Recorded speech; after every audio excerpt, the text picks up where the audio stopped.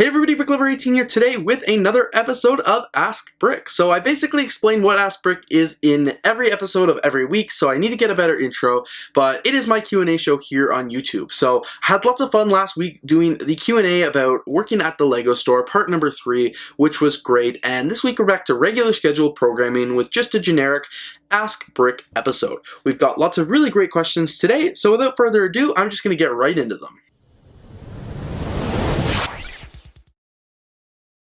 QRT asks, Brick, should LEGO start making more sports-related set? In my opinion, no. But, for real, I'm not a big sports fan, so a sports LEGO set definitely wouldn't appeal to me. I think the minifigures and stuff that they make, like, the sports themes, I think those are really cool and might be something that a lot of fans would like to see as well. But as for, I remember, the old set I had where it was, you play the soccer game and, that you can shoot the ball back and forth and stuff like that. Personally, I don't really think those are big sellers for LEGO, or they might still be making them, I would say. But I don't think they should make any more, sports-related sets like that. The new stadium, I think, is really cool. So if they want to continue making things like that, or sports minifigures, or just generic, sports memorabilia, I think that would be really cool. But the sports play sets, yeah, no, I'm not a fan of. But honestly, overall, just in general, sports or whatever, I don't really care. It's not going to impact me. Just Built It Ask Brick, do your friends know you have a YouTube channel? So that's actually a really good question. I kind of talked about this in an episode, probably in the summer or something like that last year. Who knows? It was probably a long time ago. But no, my friends actually don't really know I have a LEGO YouTube channel. There are a few that found out. I've mentioned it in a job interview before. It's on my resume, but I have a couple different resumes where sometimes I share it, sometimes I don't. It is kind of a secret, but at the same time, I've gotten to the age where I'm 20. I don't want to, toot my own horn, but I'm well established at my university and stuff like that, and I'm not afraid that people would make fun of me for it. I'm okay. I'm completely comfortable with it. I honestly don't care if people found out at this point. But it's that point where I haven't really told anybody. I don't know how to have that conversation, especially, with friends and stuff like that have known me for the last almost 4 years. And it's oh, surprise, I'm a LEGO YouTuber and I've got a studio 10 minutes from where I live that nobody knows about, and not even my roommate. Eventually, I do want to, kind of tell people. I want to bring people here. I think it'd be so much more fun if I could have friends over, come here and, hang out and stuff with me. But I don't know. I don't know how to tell people. So if you have a suggestion down in the comments below how I can kind of just, drop the bomb, that would be cool with me. I would be down for that. But yeah, no.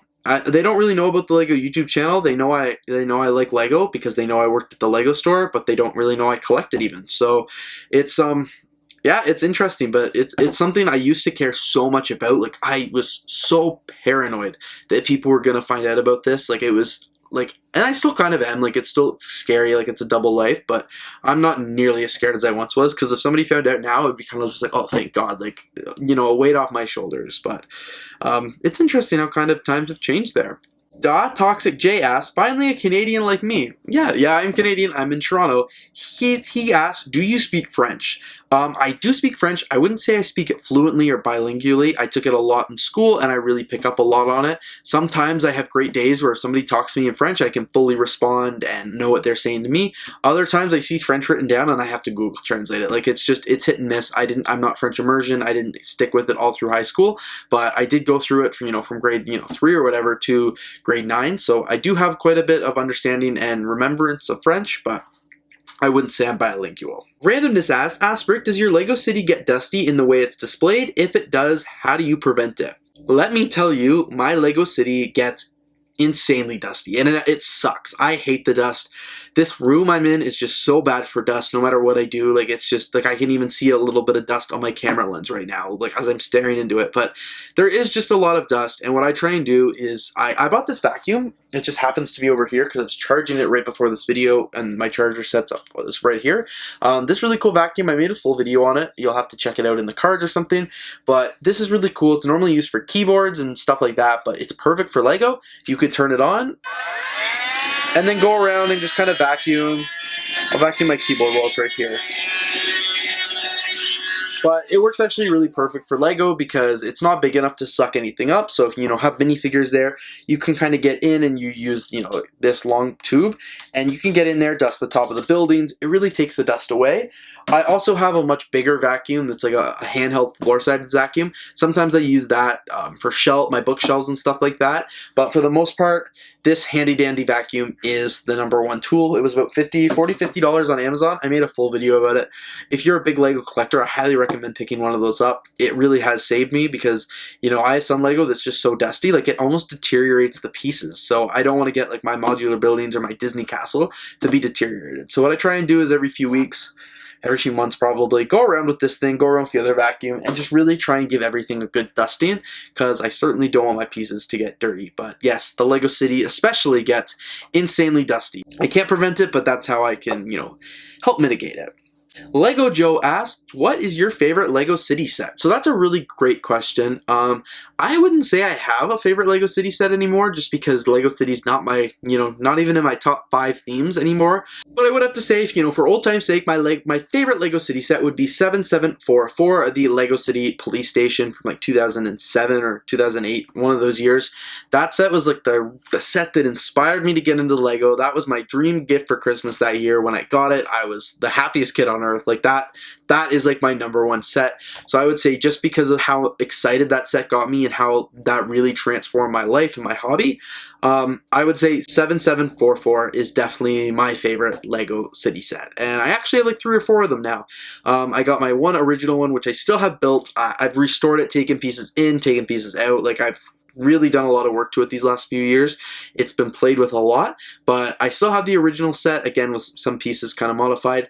But I probably have 4 or 5 now because it was just such a common set, like Philly Brickfest. You could get it for like $30, so it's got great pieces in it. So I was always buying that set. But that was, that I would have to say is my favorite Lego City set. Taven Townsend ask Brick, have you ever checked out Brixies' channel and considered doing a sig fig tower like him? As you said, there's not many places for people to live. That's a great question. So I love Brixies' channel. I think he does really great work. He's a fellow Canadian, and I love watching his videos, and he's really taking off on YouTube, so I'm really excited to see that and support him there. But in regards to doing a sig fig tower like him, I do kind of have a sig fig tower. Like I have a hotel where I have a sig fig room and there's like a sig fig hangout and stuff like that, but it's no specific bedrooms or anything. I don't think personally I would do a sig fig tower, just because, like, to be honest, I'm kind of disconnected from the Lego community, I feel, and I don't really have a lot of new people sig figs. So my sig fig tower would be like a retirement home. That's a joke. I hope nobody gets offended by that, but it would be kind of true, because a lot of the people I have sig fig for don't necessarily make YouTube videos anymore, aren't as involved in the community like me. So yeah, no, for sure. I think that's a great idea that Brixies doing the sig fig tower. I don't think it's going to be something I ever do. I've got a beautiful hotel in Bricks Tower if any sig figs would like to stay. And of course, if you have a sig fig you'd like to send me, of course, this is the time I'm going to plug that. Just send me a comment for my address or anything like that, because I would love to, expand my sig fig collection.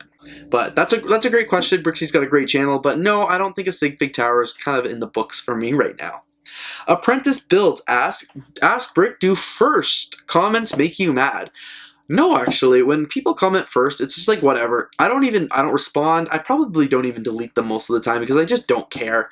I know some YouTubers get so offended or so upset when somebody comments first, and it's like, it's whatever. My biggest first comments, I literally don't care. It's probably just a kid, whatever. The comments that make me upset is when somebody comments 5 seconds after I've uploaded a 12-minute video, great work, or cool video, or something like that. That makes me upset, because like when you're commenting that, it's because I want you to mean it. Like when you comment first, I know you haven't watched the video. I literally don't care. But when you comment great video and you haven't watched the video, that's annoying, because I do put time and effort into these videos, and I actually want your feedback. Don't just comment great video. Like say something that I did in the video, or say something that you enjoyed about the video, or comment on something. Like just, even if you watch till the end of the video and then you say, oh, I thought this was a cool video. Like, I understand that. It's like, I guess you never know, but it's when I like upload the video and refresh it, and 30 seconds later, there's 4 great video, amazing content, can't wait to see more. Like, you haven't even seen this video, you can't comment yet. That makes me mad. But yeah, that makes sense. But like, no, I honestly don't care about first comments. Like, it's one of those things.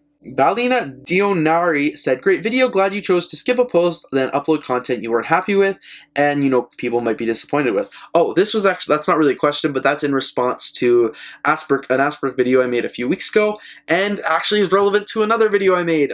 In the second last Asperg video, I said I would answer a question about the LAN in a separate video. I hated the content. I felt it was like honestly a 30-minute video that I filmed. I was rambling the whole time. My thoughts weren't really structured. It didn't make a lot of sense, and I didn't love the audio. Again, I've been having so many audio issues these last few months, so I just ultimately decided that video was going to be scrapped. I waited too long because I filmed it twice, but it just, both times, I don't think it was great. I don't think it added really anything to the conversation other than to stir the pot and cause drama, which I'm not about. So ultimately, I just decided not to respond to, the Brixies and Brickatech thing not being invited to the LAN. I'm probably still going to make a video kind of addressing my situation with the LAN because I would like to share my story, but that video was just too much commenting about Brixies and Brickatech. It wasn't providing any, insightful discussion or comments. It was literally just kind of arguing what everybody else has been saying, which I just didn't think it added to my, my story. So I decided I wasn't going to upload that video. But anyway, back to the actual question. He asked, that I see down here in my comments, "Ask Brick, do you have any pets?" That's a great question, Bellini. I do actually have pets. They don't live with me in Toronto. They're actually back home where my Lego room used to be. I have a cat and a dog. The cat's name is Maddie and the dog's name is Dexter. We've had them both for a lot of years now. And they definitely, my dog didn't care, but my cat loved my Lego collection. And I posted pictures of him before, him just swatting the city or something like that. But yes, I do have pets. I love them very much. The last question I'm going to answer in today's video, just because I'm looking at the time and I think it's long enough, but it is from QTR. "Ask Brick, what upcoming set are you most excited about?" So there's actually a whole list of sets that I'm excited about.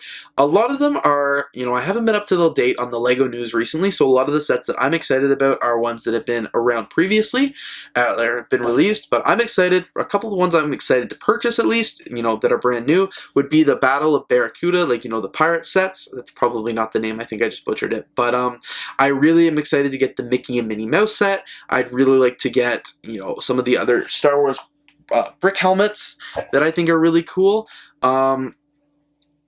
The Lego piano I think is amazing, and the Nintendo TV, again, I think those are really great sets.